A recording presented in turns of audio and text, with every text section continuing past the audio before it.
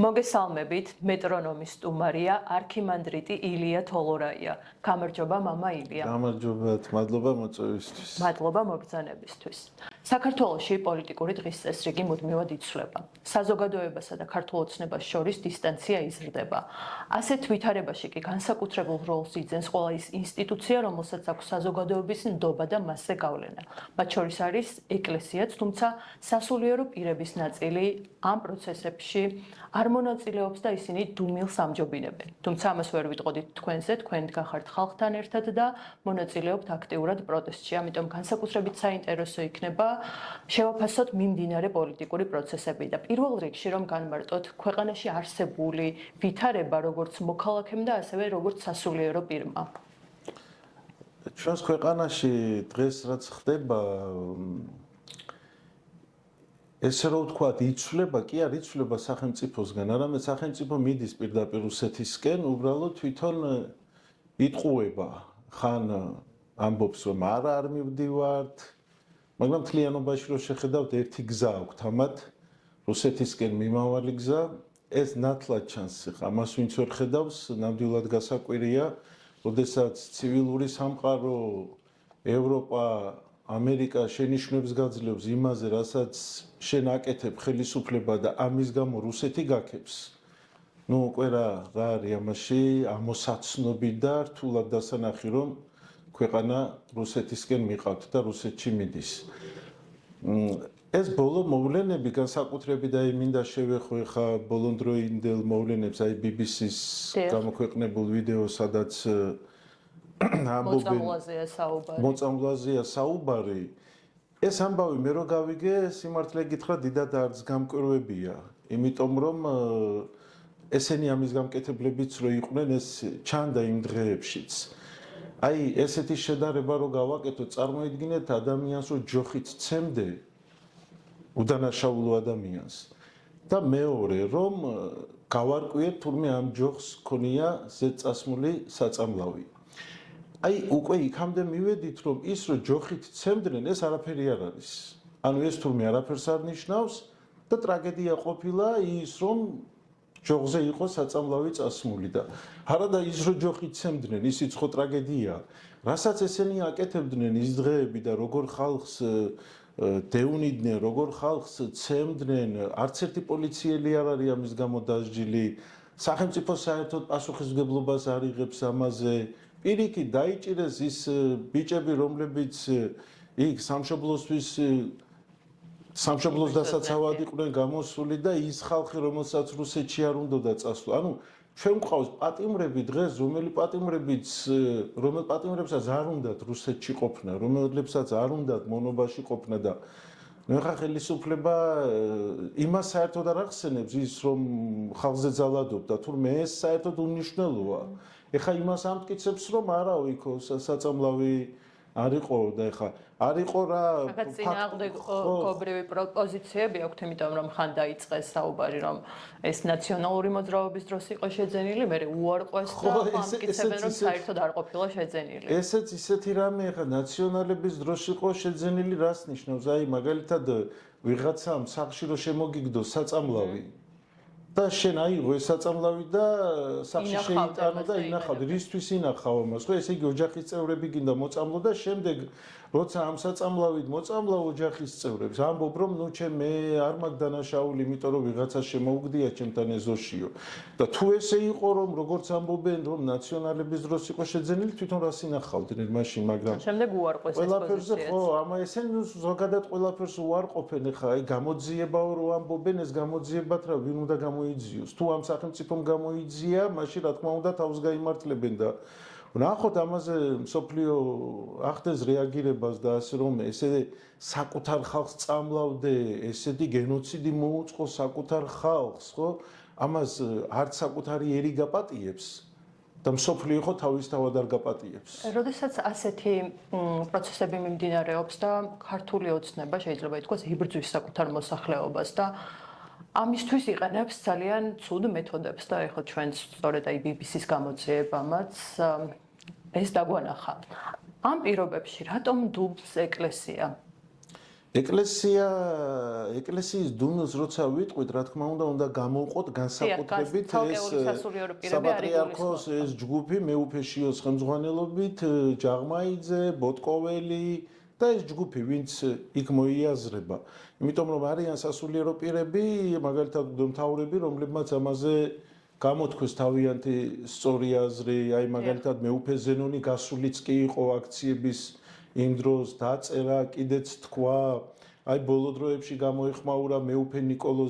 ნიკოლოზმაც თქვა, რომ ეს რაღაც სიმხეცე იყო, რაც იქ ვნახეთო და არიან ისეთები, რომლებიც გამოეხმაურნენ, მაგრამ ნუ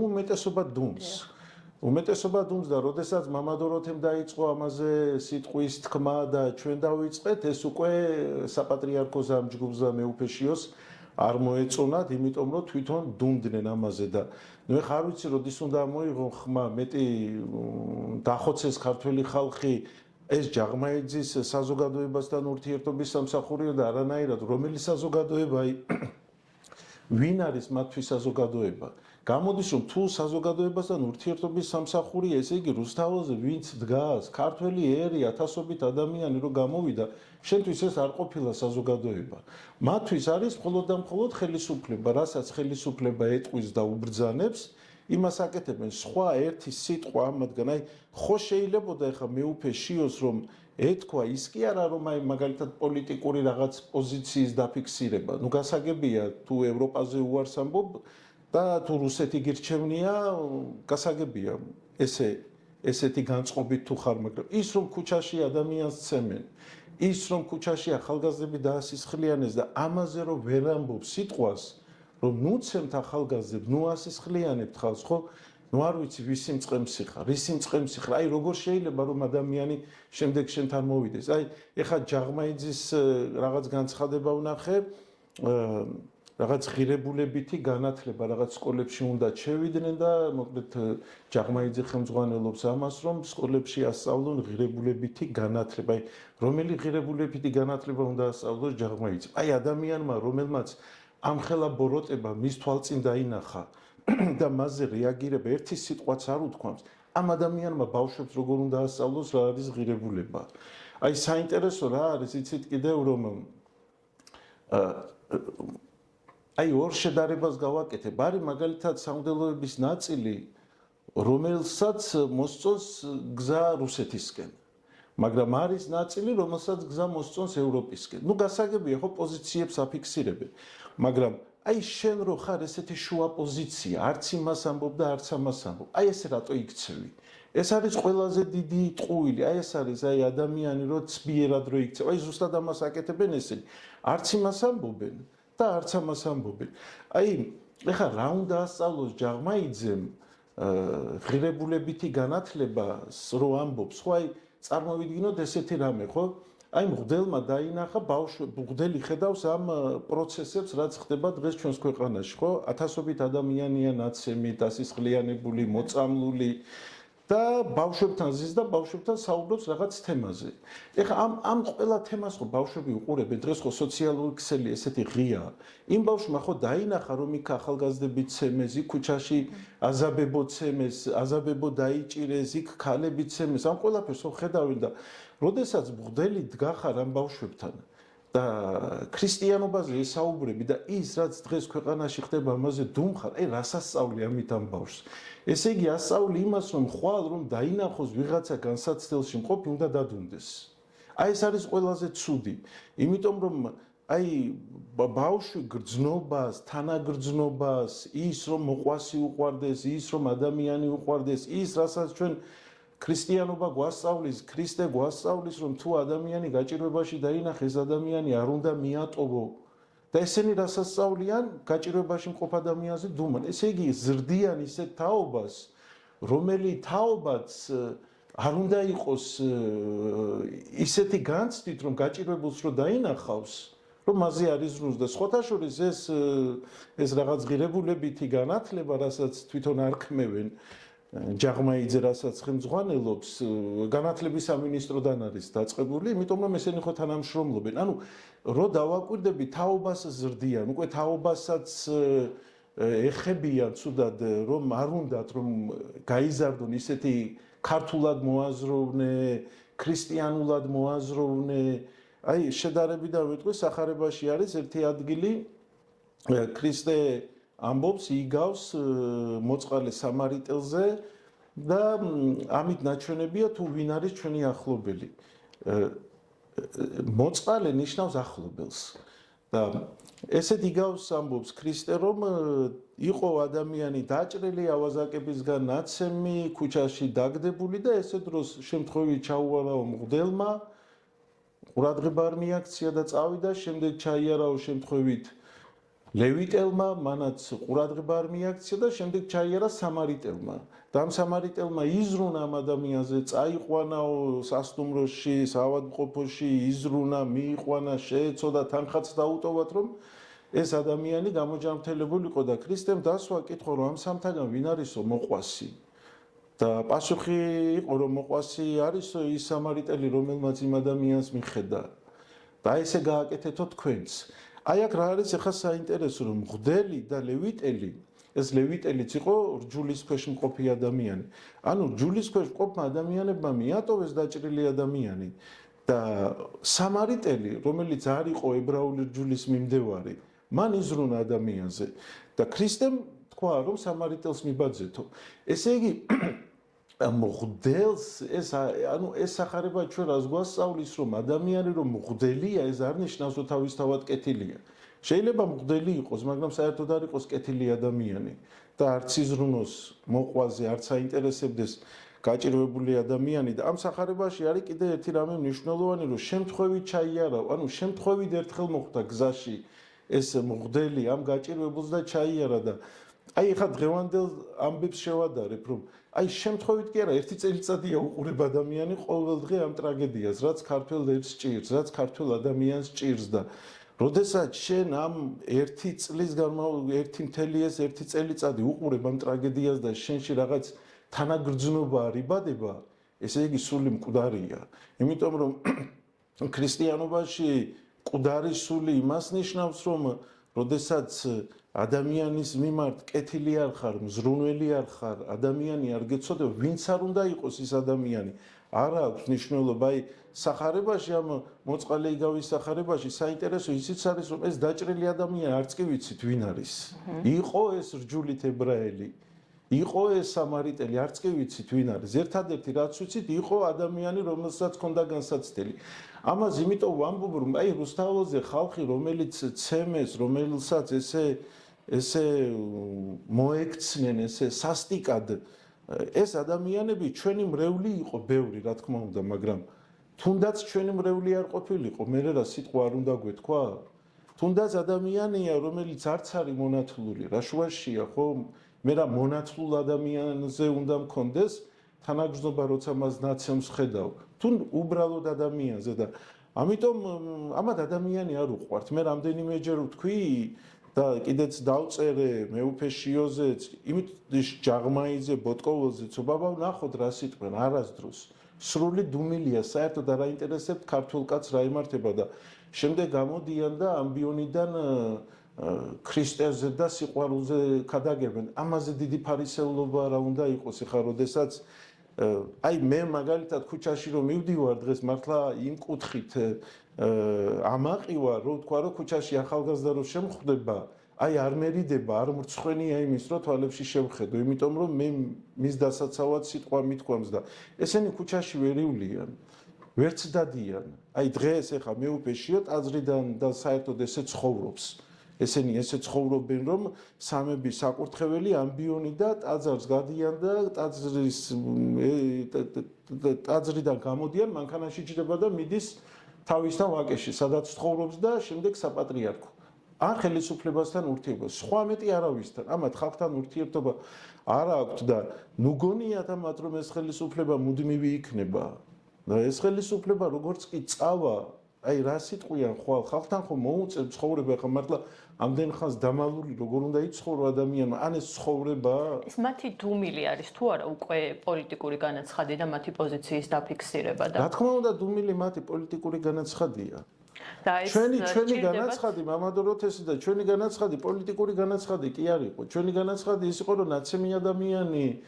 ნაწამები ადამიანი რომ დავინახეთ ადამიანის სიყვარულიდან გამომდინარე ვთქვით, და ხა პოლიტიკურს რაც შეეხება პოლიტიკურზეც ვიტყვი რომ პატრიარქმა ბრძანა რომ ჩვენი გზა ევროპისკენ არისო და არა რუსეთისკენ. აი არც ერთი არ იმეორებს ამ სიტყვას. ხო პატრიარქი უყვართ, ხო პატრიარქზე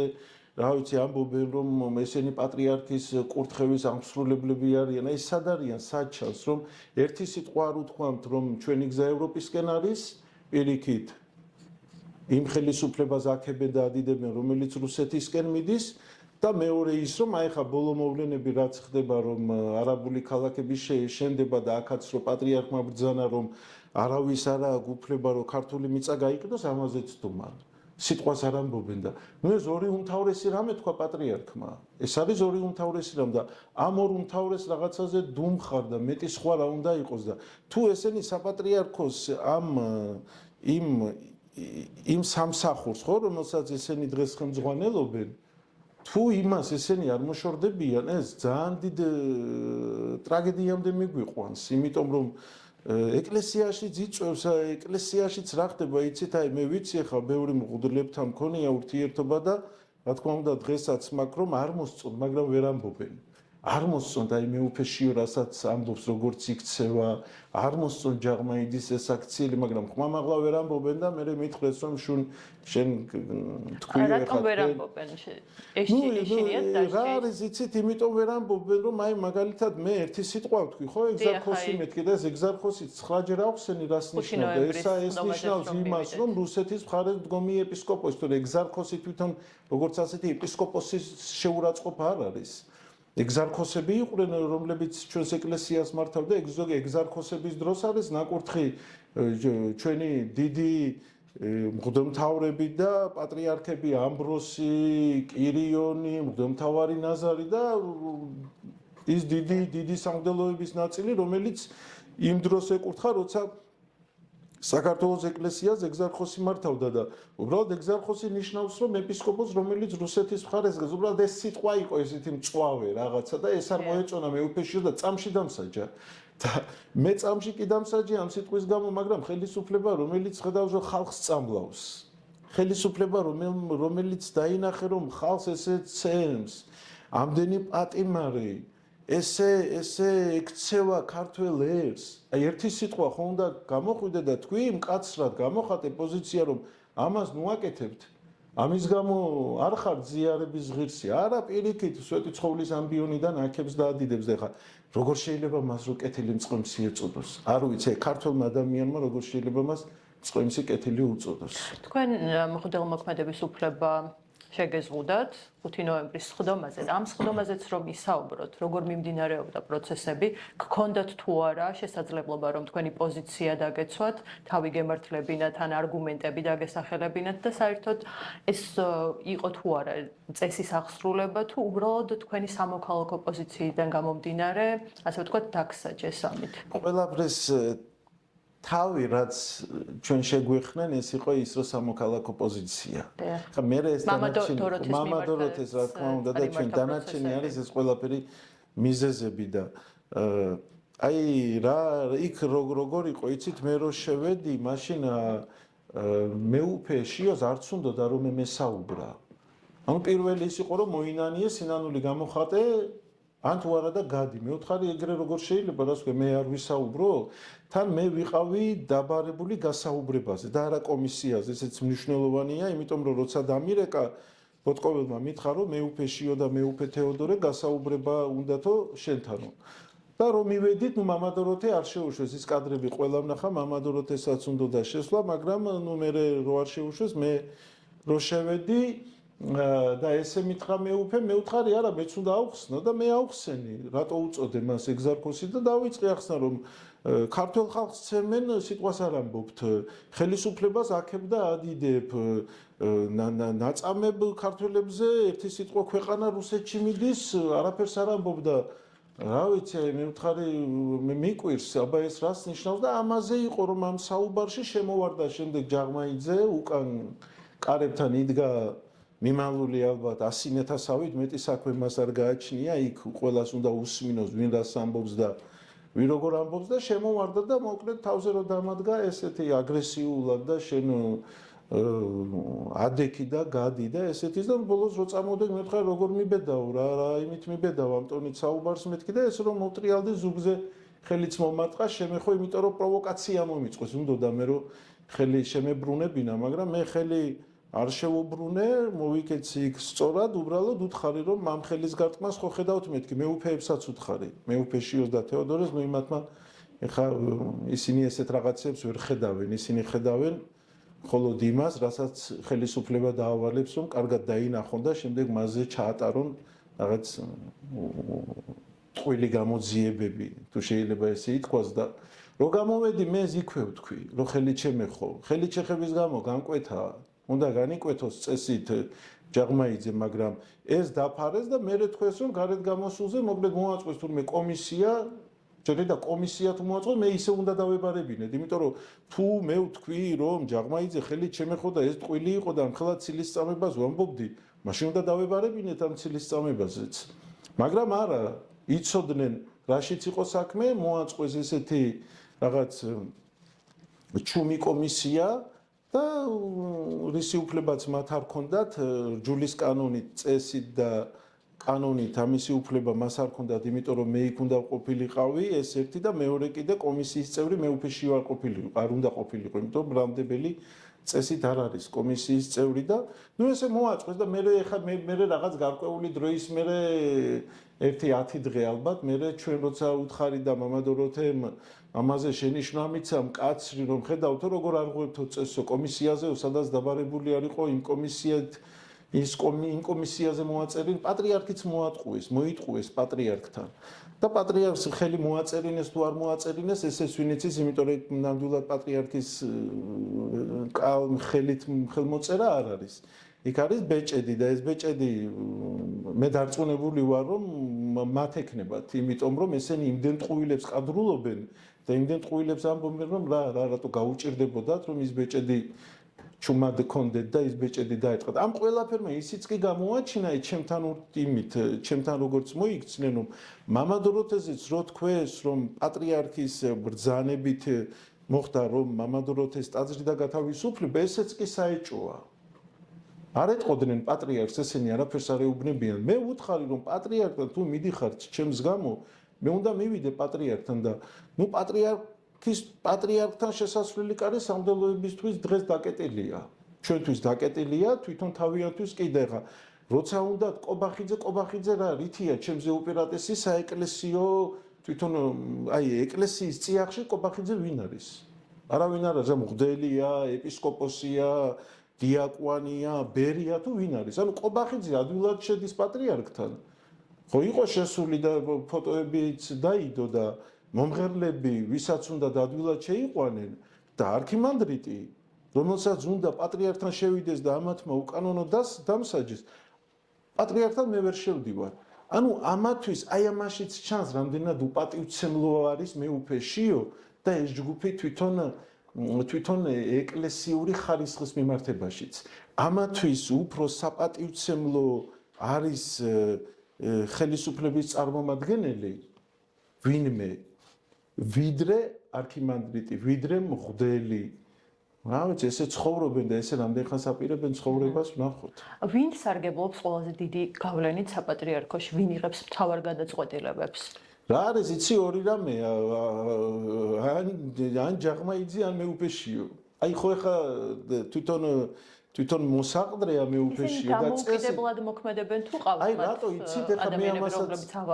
ამას რატო ვამბობ იცით აი მეუფეშიოს და როცა ვსაუბრობდი მე იქ და იქ იყო საუბარი ჯაღმაიძე რო შემოვარდა ეს საუბარი შეწყვიტა მან.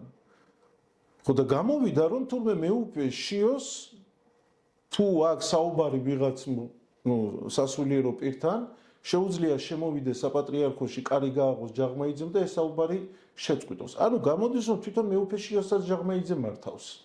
ანუ მეუფეშიო როგორ უნდა მოიქცეს და რა დროს უნდა შეჩერდეს და რა დროს უნდა გაჩუნდეს,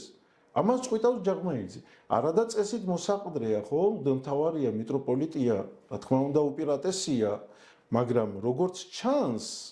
საპატრიარქოში შიგნით მთელი ძალაუფლება ხელთ უყრია ჯაღმაიძეს. და ჯაღმაიძეს შემთხვევით არ უყრია ეს ხელთ, იმიტომ რომ ჯაღმაიძეს ზურგი აქვს ვიღაცისგან და ვიღაცა ვინ არის ხელისუფლება, სხვა მეტი არავინ და ასე რომ მე იქ რაც დავინახე სურათი რაც იყო ის რომ ორი მღვდელმთავარი იჯდა, მეუფე შიო, მეუფე თეოდორე და ჯაღმაიძე შემოვიდა და თქვა რომ შეწყდეს უნდა საუბარიო და ორივე დადუმდა. აი მთელს ეკლესიას დღეს ხო რო შევხედავთ ეხა ამ კუთხით, ეხა აი საპატრიარქოს გულისხმობ მე მართავს ჯაღმაიძე. ამ ყველაფერზე დუმილი როგორ შეიძლება ეხა როგორ არის იცი აი როგორ ის არის რომ როდესაც რაღაცა სისტემური ხასიათი ეძლევა ეს არის უკვე საშიში. თორემ ის რომ ეხა ჯაღმაიძე ცალკე და ჯაღმაიძის მსგავსი მღვდელი ცალკე იყოს და თავისთვის ტაძარში ეს სხვა რამეა. მაგრამ როცა რაღაცა მთელი საპატრიარქოს ამხელა ინსტიტუტი არ ვიცი თუ შეიძლება ესე ვთქვა, საპატრიარქო ამხელა რაღაც ეკლესიის ეს თავი რა, ამ ყველაფერს რომ მართავს ეს ერთი კაცი, რომელიც პირდაპირ იტყუება, რომელსაც შეუძლია არქიმანდრიტს ხელი გაარტყას, რომელსაც შეუძლია არ ვიცი ესეთი უსინდისობა საერთოდ ამ კაცზე უსინდისო კაცი საერთოდ საქართველოში თუ დადის მე არ ვიცი. შეიძლება ითქვას, რომ ბოლო პერიოდში მრევლი მოსახლეობა ეკლესიას დაშორდა. სულ უფრო იკლო ტაძრებში ხალხის რაოდენობა. როდის დაიწყო ეს პროცესი და რა არის მთავარი მიზეზი ამ პროცესის? შარშან იყო შვიდგზის ზეცისხებაზე ვიდექით სამებაში უკვე ეს პროცესები დაწყებული იყო და მაშინ 7 მღვდელი ვიდექით, 3 ჯგუფი. და ძალიან დიდხანს ვიდექით, ალბათ 1-2 საათი და ბევრი ხალხი იყო, მაგრამ ახალგაზრდები არ იყვნენ. და მაშინ კითხვა დაუსვი მღვდელს, რომ ეხა 7 მღვდელი ყველას ხო თავისი მრევლი წყავს, რა თქმა უნდა. ეხა როცა იდგა 21 მღვდელი, 21 მღვდლის მრევლიც, რა თქმა უნდა, იქნებოდა ბევრი, ამიტომ იყო მრევლი. თან სამებაში შვიდგზეთის ხება ტარდებოდა და ეს ყველა მიცოდა და ბევრი ხალხი მოვიდა, მაგრამ ახალგაზრდები არ იყვნენ და მაშინ ერთ მღვდელს უთხარი ხედავ მეთქი რომ ახალგაზრდები არ არიან. და ახალგაზრდები არ იყვნენ, იმიტომ რომ როცა ახალგაზრდებმა ნახეს ეს პროცესები რაც გარეთ ხდებოდა, როცა ესე სასტიკად ექცეოდა ხელისუფლება ახალგაზრდებს და ეკლესია დუმდა, იმ ახალგაზრდა ვერ დაინახა რომ ეკლესიაში მისი მამა იდგა ბიუნზე. ეხა ეკლესიაში რომ მღვდელი ხარ და მამად იწოდები, ეს წოდება ქრისტემ და ეკლესიამ იმიტომ მოგანიჭა რომ მართლა იყო მამასავით, ადამიანისთვის იზრუნო და არ გამოარჩიო. ეხა მამა ხო არ არჩევს ორი შვილიდან ერთს უფრო მეტად ყურადღებით ექცეოდეს და მეორეს არა, ხო ორივე მისთვის ერთი თუ 5 შვილი ყავს, ხო 5-ვესთვის მამა და მამაო რო გქვია და დადიხარ მაშინ უნდა იცოდე რომ ყველასთვის ერთნაირად უნდა იზრუნო და ის მით უმეტეს განსაკუთრებით იმ ადამიანზე რომელიც დაჩაგრეს, რომელიც ცემეს, რომელიც სამართალს ეძებს და შენ რო დუმხარ ამ ყველაფერზე, აი ეს ვერ ნახეს ახალგაზრდებმა და სხვათა შორის ეს არის ზუსტად აი ძალიან ბევრი ეხა ბოლო პერიოდებში მამადელოთ ეს ამ ყველაფრის გამოხმაურების შემდეგ რომ მამაომ დაიცვა ახალგაზრდები, დაიცვა ქართველი ერი და ჩვენ ამაზე სიტყვა ამოვიღეთ, ბევრი ადამიანი მოვიდა ჩვენთან. ბევრი ადამიანი მოვიდა მამადოროთესთან და ამბობს რომ მამაო, თქვენ რო სიტყვა არ ამოგეღოთო, აი არ ვიციო უბრალოდ ვიფიქრებდიო შეიძლება ალბათ ღმერთი არ არსებობსო. იმიტომ რომ როდესაც დაინახეს რომ სრულად ხალხი სასულიერო პირები მათ გვერდით. როგორ არა თუ გახსოვთ განცხადება იყო მეუფე იობის, აი კარგი განცხადება გააკეთა, როდესაც თქვა ხელისუფლებაზე რომ ესეთი კაცრი ტონით თქვა და იმ დღეს სოციალური ქსელი არ ვიცი ყველა იზიარებდა რომ მეუფე იობმა ესე ეს სიტყვა თქვაო და ანუ როგორი მოწყურებულია ხო ხალხი სასულიერო პირებისგან თანადგომას და არ ვიცი აი უბრალოდ რაღაც თანაგრძნობა ხო გაქვს ადამიანს სინდისი ხო უნდა გაწუხებდეს რაღაცა ხო არის ნუ ხა ამ ხელისუფლებაზე და მოძალადე პოლიციაზეც რას ვიტყვი ცეიდ იმდენად სახარებაში არის რომ ქრისტე ერთადერთ კაცზე ამბობს იუდაზე რომელზეც ამბობს ესეთ მკაცრ სიტყვებს რომ ჯობდა ეს კაცი არ დაბადებულიყო აი როგორი მძიმე სიტყვებია და ვინ იყო იუდა კაცმა რომელიც ქრისტე გასცა ფული აიღო მაგრამ ეს ფული მაინც ვერ შეირგო სინდისმა სადღაც მაინც შეაწუხა და შევიდა შემდეგ ტაძარში და დაყარა ის 30 ვერცხლი. და წავიდა და თავი მოიკლა და აი იმ სინდისმა ხო რაღაცამ რომელი სინდისის ხმაც კი იუდაშიც კი გაიღვიძა და მან ვერ შეჭამა 30 ვერცხლით ვერ იყიდა ამით პური ამათ რო ვაკვირდებით რას აკეთებენ და ხალხს ცემენ, აწამებენ და ამაზე პრემიებს იღებენ. აი როგორ უნდა გაჯობოს იუდამ სინდის. აი იუდა უფრო სინდისიერი კაცია ვიდრე ეს ხელისუფლება და ეს მოძალადე პოლიციელები. იმიტომ რომ იუდამ დაყარა ის ვერ შეირგო. ვერ აიღო ის იმ ფულით პური ვერ იყიდა და ესენი კიდე იმ ფულით რა ვიცი იმ ფულით კი არა პირიქით იმის გამო რომ ხვალ უფრო მეტად დასჯიან ახალგაზრდებს და იმის გამო რომ თუ ვინმე პოლიციელი გამოიჩენს უფრო მეტ აგრესიას უფრო მეტად ჩაურიცხავენ პრემიას და აი რა სინდისი აქვს მე არ ვიცი ესე როგორც ყველაზე მეტად რა მიყვარს იცი აი ესე როგორც ცხოვრობენ როგორ შეგიძლია რომ შვილებს თვალებში უყურო თქვენ რა გგონიათ ამ პროცესებიდან გამოსავალი? ამ პროცესებიდან გამოსავალი მე ის მგონია რომ ქართველი ერი იმდენად ძლიერი ერი ვართ და სიმართლე იმდენად ძლიერია რომ ქართველი ერი გაიმარჯვებს და ერთ შედარებას ვიტყვი რომ აი ერთი ანთებული სანთელი რომელიც ოთახში ანათებს თუ იმ ანთებული სანთლის ირგვლივ 10 ადამიანი შევიკრიბებით თუ ერთი ადამიანი და ორი ადამიანი იქნება სანთელს ძალა არც ემატება და არც აკლდება თავისთავად აქვს სანთელს ეს სინათლის ძალა და თუ მის ირგვლივ 10 ადამიანი და 100 ადამიანი შეიკრიბება კარგია აქ ის არის რომ 100 ადამიანს 100 ადამიანმა ნახა ეს სინათლე და მათვის განათდა ოთახი და აი ეს სიმართლე თავისთავად ძლიერია ის თავისთავად ნათელია და ამ სიმართლის ირგვლივ რამდენადაც უფრო მეტი ადამიანი შეიკრიბება ეს ამ ადამიანებისთვის არის კარგი და თუნდაც ერთი ადამიანი დარჩეს იმ სიმართლის და იმ სინათლის ძალა არ ჩაქრება და როცა სიმართლე ვიცით რა არის და ჩვენი ერი მისდევს ამ სიმართლეს თუნდაც ეს უმრავლესობა ესენი ამბობენ უმცირესობა არის თორე უმრავლესობა უბრალოდ ბევრი მართლახმა მე ვიცი ძალიან ბევრი ადამიანი რომელმაც აი პირადად მე მეუბნება რომ მამაო მინდა შენს ნათქვამ ქადაგებაზე მამადოროთეს მამაშიოს თქვენს იმას მოწონება გაუკეთო მაგრამ ვერ უკეთებ იმიტომ რომ მეშინია აქ რაღაცა სამსახურია შვილები ყავს და ნუ ვერ ბედავს ვერ აკეთებს იმიტომ რომ ხვალ ამის გამო პრობლემები შეექმნებათ მაგრამ ეს ადამიანი რომ ხვალ არჩევნებზე წავიდეს ამათ ხმას არ მისცემს აი ესეთები არიან ძალიან ბევრი და უმეტესობაზე კიდევ რა ვიცი უმეტესობა და თითქმის შეიძლება ითქვას რომ მთელი საქართველო ესენი მხოლოდ ეს ხელისუფლება ვისაც მოსწონს ეს არის ალბათ მათი ოჯახის წევრები მაგრამ მათი ოჯახის წევრებსაც არ მოსწონთ უკვე ბევრი იყო ხო შვილი რომელმაც გამოხატა მამის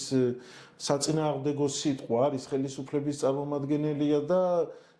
მამის საწინააღმდეგო წავიდა იმიტომ რომ არ მოეწონა ის გზა რომელიც გზითაც მამა მიდის და ეს ხელისუფლება ქართველი ერისგან დამარცხებულია ეს ხელისუფლება ვერ გაიმარჯვებს ეს ხელისუფლება წინ ვერ წავა უბრალოდ დროის ამბავია და ამ დროში ჩვენ ნამდვილად გავიმარჯვებ და ჩვენი პოლიტპატიმრები სინდისის პატიმრები ღირსეული ხალხი ქალბატონები მზია ელენე აი მზიას როგორ მოექცნენ აი ადამიანს როგორ არ უნდა გაგიჩნდეს განცდა რომ ერთი სიტყვა მაინც თქვა იმაზე რომ ქალს ესე მოექცევით არა ნუ ამათ არანაირი განცდა არ გააჩნიათ და იმით ყველაზე დიდი უბედურება ის არის რომ ეკლესია რომელიც თავისი მოწოდების სიმაღლეზე უნდა იდგეს ყოველთვის ეს დაგვავალა ჩვენ ქრისტემ რომ ყოველთვის ვიდგეთ ადამიანის მხარეს ვიდგეთ სიკეთის მხარეს ვთქვათ რომ ბოროტება და როცა სასულიერო პირი ამაზე დუმხარ და სასულიერო პირი მკვდარი ხარ სულიერად ხო მაშინ ნუ რა ვიცი მაგრამ რას დავაკვირდი იცი ერთი დაკვირვება მინდა ჩემი ვთქვა რომ მე გარეთ აი ეკლესიის გარეთ უფრო მეტად აღმოვაჩინე მორწმუნე ადამიანები ვიდრე ეკლესიის წიაღში აი მორწმუნე ადამიანებში რა გულისხმობ რომ როცა დავინახეთ რომ ქუჩაში ახალგაზრდებს და ხალხს ესე ცემდნენ აი ერი რომელიც ესე ხმამაღლა ამბობდა რომ ამ ბოროტებას ნუ ჩადიხართ ესენი უფრო დიდად მორწმუნეები იყვნენ და მართლაც მორწმუნეები ამას რა იმით ვამბობ იცი ხშირად არის რომ ამბობდნენ ერზე ესენი აი მაგალითად ჟურნალისტებს ვიტყვი რომ ამბობდნენ ჟურნალისტებზე რომ ესენი რაღაც ანტიეკლესიურ გადაცემებს აკეთებენ და ასე შემდეგ და ასე შემდეგ და ანტიეკლესიურ გადაცემებს კი არ აკეთებდნენ სიმართლეს ამბობდნენ იმას რაც ხდებოდა თუ რატო არ მიდიოდნენ პატიოსამღვდელთან ნორმალურ წესიერ მღვდელთან რატო არ მიდიო რომელი ერთი ნორმალური და პატიოსანი მღვდელია რომელიც აი ჟურნალისტებმა რაღაც ხო ცილი დასწამეს ესეთი ვინ არის ხო და ვიზეც ამბობდნენ პასუხი გაეცი თუ შენ მართალი ხარ მაშინ შენი სიმართლით უპასუხე და ეს ხალხი ეკლესიას ხო იგივე ამ ჯგუფს აი ეს ჯაღმაიძე და ეს ჯგუფია აი ყველაფრის აი რა ვიცი აი ამ ბოროტების თავი რომ ამათ მაგარიყეს ხალხი ეკლესიიდან რომ ესენი ამბობდნენ რომ აი ვინც ეკლესიაში ამათ არ აქებდა თუმცა პატრიარქის და ეკლესიის და ქრისტეს მოწინააღმდეგეა რატოა ქრისტეს და პატრიარქის მოწინააღმდეგე ის ვინც ვისაც ჯაღმეიძის საქციელი არ მოსწონს აი როგორ აიგივებენ ესენი საკუთარ თავს პატრიარქთან და ეკლესიასთან ქრისტესთან აიგივებს საკუთარ თავს და აი რა უფლებით ხო თუ შენ რაღაცაზე შენიშვნას გაძლევენ და რაღაცას გეუბნებიანო შენ არასწორად მოიქეცი მიდი და დაამტკიცე მაშინ შენი სიმართლე და ამას ახლა რატო ვამბობ რომ აი ეს ხალხი ვინც კი ამბობდა ეკლესიის სამღვდელოების იმ ნაწილზე რომელიც არასწორად იქცეოდა ხმამაღლა ესენი შერაცხილი ყავდათ როგორც ეკლესიის მტრები და ესენი შემდეგ ეკლესიაშიც ვერ მოდიოდნენ იმიტომ რომ კარი ჩაუკეტეს ეხლა როცა ეკლესიიდან ამდენ სასულიერო პირი დამდგა მთავარი აგინებ ადამიანს შეურაცხყოფ დასცინი კარი ჩაუკეტე ამ ადამიანს ხო ეკლესიაში რომ მოვიდეს და ამ განსაცდელებმა რაც ახლა მოხდა დაგვანახა რომ ყველაზე მეტად იბრძოდნენ სიმართლისთვის და დღეს განსაკუთრებით მართლა წინახაზე ჟურნალისტები იდგნენ ეს ქართველი ერი ხალხი რომელიც ესე სიმართლეს გუშინაც არ უშინდებოდა და დღესაც დგას დაჩაგრული ადამიანის გვერდით. აი ესენი აღმოჩნდნენ ეკლესიურები, ესენი აღმოჩნდნენ ქრისტეს გვერდით და ესენი ნამდვილად იყვნენ კიდეც ქრისტეს გვერდით და ესენი არც იყვნენ და არც იქნებიან და ამით ყველაფრით იმის თქმა მინდა რომ ღმერთმა ჩვენ დაგვანახა ჩვენ ზერში რომ რამდენი სასულიერო პირია რომელიც ქრისტესთან არ არის და რამდენი ადამიანი ყოფილა თურმე ქრისტესთან და ნამდვილად უყვარდა ქრისტე და ნამდვილად უყვარდა ადამიანი რომელიც ამადგან შერაცხილიყო როგორც ანტიეკლესიური. უღრმესი მადლობა მამა ილია მოსახლეობის და საზოგადოების გვერდში დგომისთვის და მე გისურვებთ წარმატებებს. მადლობა თქვენ და გავიმარჯვებთ.